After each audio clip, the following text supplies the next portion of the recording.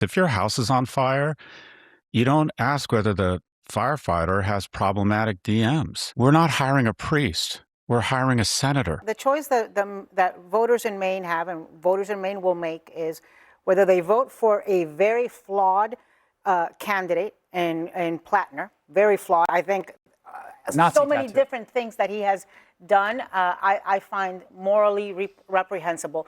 But do they vote for the guy who's flawed, or do they vote for the woman, the senator, who has voted 90% for the president, with the president, who is even more flawed, who has 24 plus accusations of sexual misconduct, who we have heard boast about sexual assault. But isn't that, I mean, I guess you can't, if you're saying that there's no moral test anymore, you can do whatever you want. You don't think Trump has changed the moral test? All I'm saying is that what that does that not just create a permission structure for people on the right to say, hey, put aside the several marriages, the grab them by their you-know-what. He's going to outlaw abortion. He's going to do all these things that we care about, lower taxes. That's why we voted for him. I hear Galloway, and I'm somebody who believes in giving people grace, right? I don't ever want to look at anybody on their worst day, but people deserve grace, and we should give ourselves more grace. I think he was conflating, though, that when we talk about purity test in the Democratic Party, most times we're talking about policy and ideological purity. We're talking about progressives saying, oh my God, he's not progressive enough, so our tent continues to constrict. We're not necessarily talking about the fact that Donald Trump has put the moral and ethical ground of elected officials in hell. Like, that's the bar, somewhere in hell. And so it's very, very, very low for anybody to, like, eclipse that. I don't want Nazis, regardless of if they're going to vote with me, like, on wearing my jersey. I don't. And I don't know Graham Plantner. I think that's his name. I don't know everything about him. But I do know that Ken Paxton is extremely flawed, like beyond flawed. Like, he has character issues. I do know that we see Andy Ogles just yesterday talking about not gay marriage, but just being gay in this country is an abomination. So I think that we have to get back to a point where, and I say this to people all the time, I say being a pastor and being an elected official are the only professions in this world where people expect more from you than they expect from themselves. And we used to have individuals who were in elected office who had some modicum of respect and dignity. I would like to get back there, but I'm not, to agree with Galloway a little bit, I'm not about unilateral disarmament either. There's a few issues here. Number one, this is a guy who the Democratic base chose before the primary season even really took place, and there was actually a vote. So there was plenty of time to go with someone who doesn't have a Nazi tattoo, to your point. Like, they're making a choice. I think if this was someone with a KKK tattoo, the Democratic Party would not be embracing it the same way. This is a different Democratic Party and its relationship to Jews and Israel. It just is. And I think that they're willing to give up certain kinds of morals that they used to hold, all because they've been deeply broken by the threat of Donald Trump in their eyes. This is not someone who's just deeply flawed. He has a Nazi tattoo. He has a Nazi tattoo. And I think that goes far beyond someone who is simply flawed. None of this started during Donald Trump either. I think that when it comes to the sexting and whatnot, I don't think people care anymore. I think they should, but that's not a Trump thing. I seem to recall a certain president who was in the Oval Office who had sex with an intern. The Democrats just got rid of Swalwell because of precisely. Well, no, I'm sorry. The Democrats I was wrong about Al Franken. By the way, Senator Franken, I was completely wrong about you. I jumped on this bandwagon. There was a purity test. But Eric Swalwell is a good example of this. The story that came out was everyone knew. This was the quiet secret. Everyone knew. So they allowed it to continue for a very long time, regardless of his potential victims. I think that's the real issue here. It is just beyond bizarre that the Democrats are still defending. Can you do me one favor and stop saying the Democrats? Because I recall... It is the Democrats, in this case. You literally had an individual in the United States Congress sleep with an intern, destroy her life, to the point where she committed suicide and set herself on fire. It wasn't an intern. It was a staffer. Excuse me. So let's... Anna Paulina was the one who was leading the charge to boot him out of office. Back up real quick. What I'm saying to you, the guy's name was Tony Gonzalez is that from we Texas. we have an issue in the American body politic, and it does not do it service to have this conversation if you're going to make it about partisanship, because I can tell you that there are warts on both sides. For example, you want to talk about anti-Semitism? Did you hear Thomas Massey in his Thomas concession Massey speech? is an anti-Semite. Did you hear that? I've said that from the beginning. I said the same thing with Marjorie Taylor Greene. But he has I'm not viewing it as political. I'm calling out the anti-Semitism when it exists. Believes that Jews control the weather from lasers. Which is why, from the beginning, I was someone who called her out. She has been suddenly embraced by some in left-wing media because she's suddenly anti-Donald Trump. My point to you is that this is a cancer that does not strictly affect the left arm or the right arm. 100%. This is a cancer that has completely corroded our body. Which party is embracing Batya platinum? have a moment. Well, I'll just say my grandfather's whole family was murdered in the Sobibor concentration camp. Graham Plattner doesn't just have a Nazi tattoo. For 18 years, he had a tattoo of the concentration camp guards on his chest, and he knew what it was. He knew what it was. And to hear people compare that to anything else in the public sphere in America is insane, and it is insanely offensive. These people who are defending him called me and every other MAGA person a Nazi for 10 years because we voted for someone who we thought would improve the lives of working class Americans. And now they are lining up and defending a guy who had a Nazi tattoo, which he knew about, for 18 years. It is so insane to act like anything Donald Trump did was anywhere close to having a Totenkopf on his chest for 18 years. This guy is a Nazi, and Democrats are lining up behind him because they think he can win. Batya, let me. When we talk about the depths of hell, this is what I mean. People become desensitized to it because I take your point about Graham Plattner and his Nazi tattoo and how offensive that is. I can also tell you that when somebody says that with a woman, all you have to do is grab her by the you-know-what, right? Talking about sexual assault as a husband, as a father, as those type of things, then that actually takes you to this point where I just say that the body politic as a whole, I'm not talking about oppression Olympics. I'm not saying that this one is worse than this one or this person is worse than that person. What I am saying, though, is the body politic has become corrosive.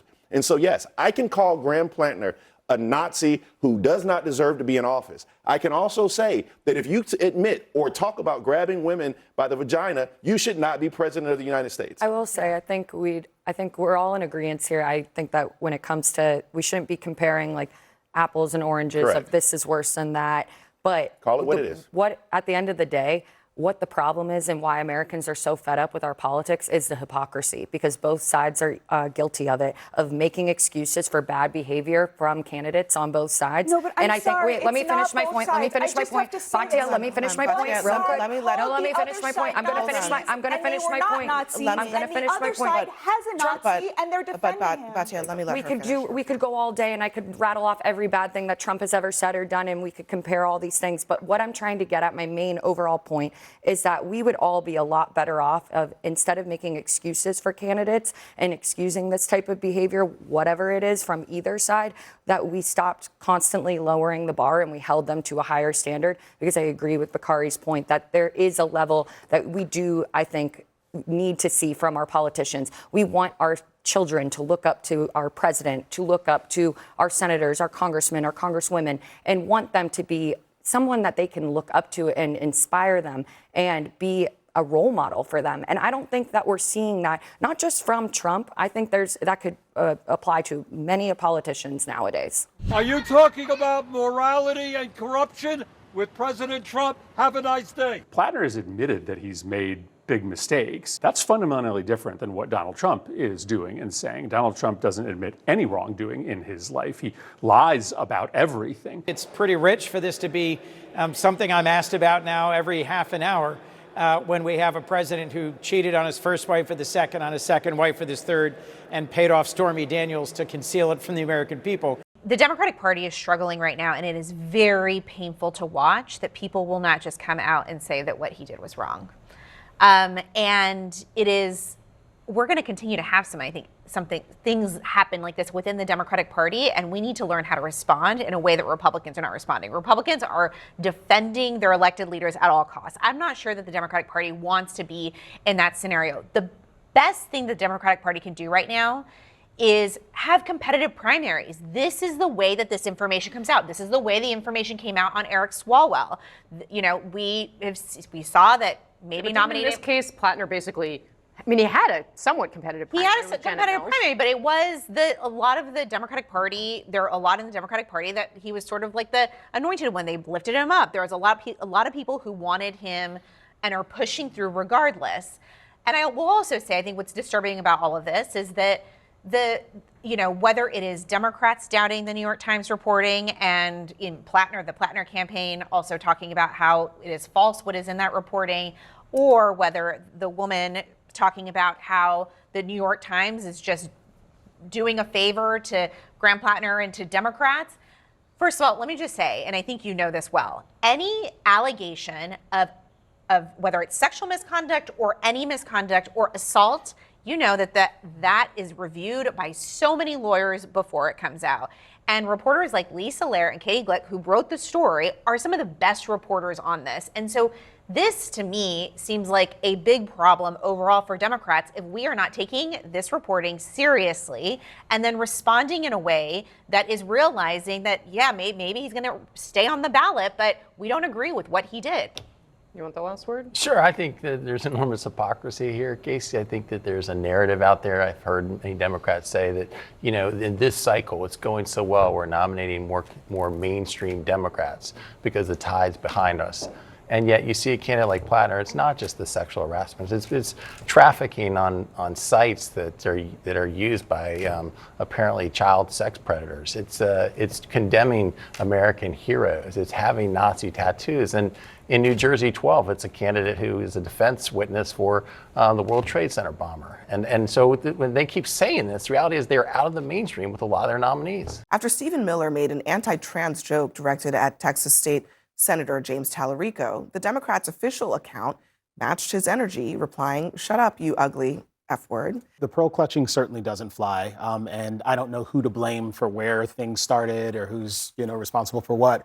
I will say that all of the ad hominem and the profanity. Look, I do a podcast. We work blue from time to time. I've occasionally used the naughty word. I like Drake's new album. There's a lot of battle rapping going on there, but I'm not sure that I want that emanating from the White House. I don't know that our national politicians engaging in this kind of conduct is generally a good thing. And it seems to me it's precisely the sort of circus that you would expect when neither party has particularly good ideas.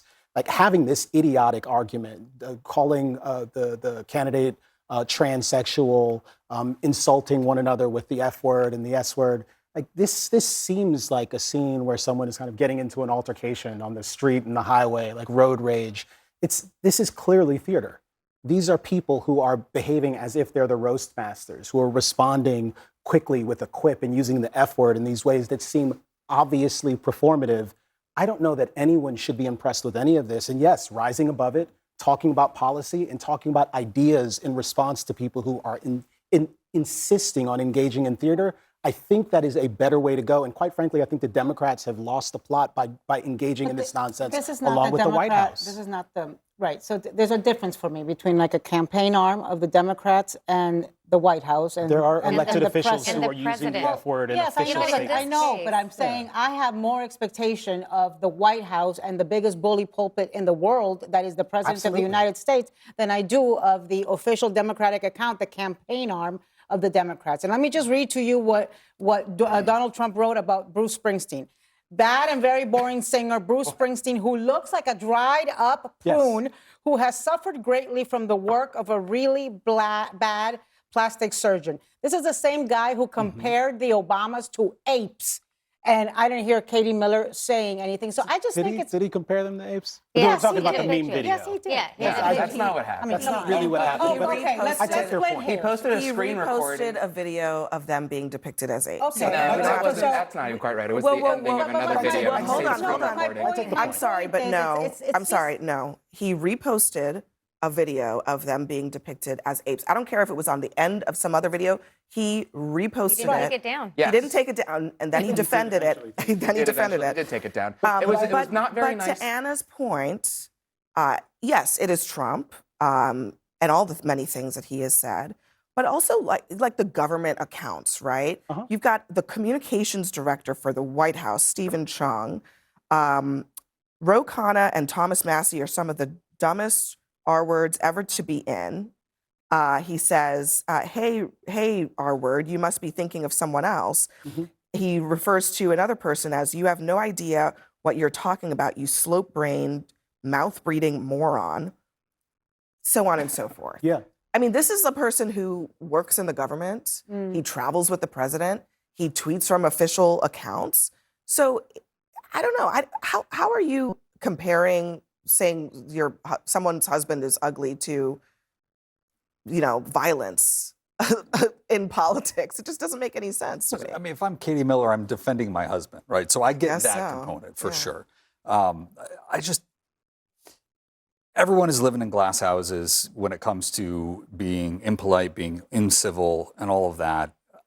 The thing that bugs me, though, because there is a place to actually use a profanity when you are expressing a sincere feeling, when it's coming off as, it slipped off my tongue because I'm feeling heated, because I'm passionate, and I'm expressing something that's authentic. The problem with the social media components is, it goes through 5 layers of review to determine whether you should say the F word or the S word or the D word or whatever. Like it reeks of insincerity and it reeks of performance. Whose social media goes through 5 layers of the review? DNC. The DNC. Trump's social media does not go through 5 layers. He's tweeting out all kinds of crazy shit in the middle of the night on a daily basis. I feel like we're talking about 2 entirely different things, actually. Okay, so it's a thing. People swear too much, whatever. Okay, it's performative. It's not performative. But what actually happened here is, we have members of the White House essentially freaking out because there's a tweet that attacked Stephen Miller. And just as a response, just to say, he had literally called the Senate candidate, who is not transgender. And it's just like the ridiculous aspect of all this is just the simultaneous throwing rocks and then being a victim. It's just we can all see in our own eyes. Actually, Stephen Miller just tonight was talking about Tallarico. Let's play it. I think it is very bold, one could even say brave, courageous, that the Democratic Party would choose Texas, of all places, to nominate their first transgender Senate candidate, who's clearly transitioning into a female. When Tallarico goes in for a blood test, when he gets a physical, blood doesn't come out, instead soy milk comes out. This man has less testosterone than Jasmine Crockett. It is a mind-boggling choice. They would choose a person to run for that office who looks like he doesn't belong in the Senate, but in a cabaret show. I mean, everyone okay with that? You guys okay? No, that's very nice. That is the type of language that should come from Jeffrey Ross, our roastmaster general. I hope you do a little better than that. I would hope. Go ahead, Jess. I don't think that's very nice, but if we get back to the politics of this, right, which is why all of this matters at all, the response from the you mentioned this is a campaign arm, so it's different than the White House saying it.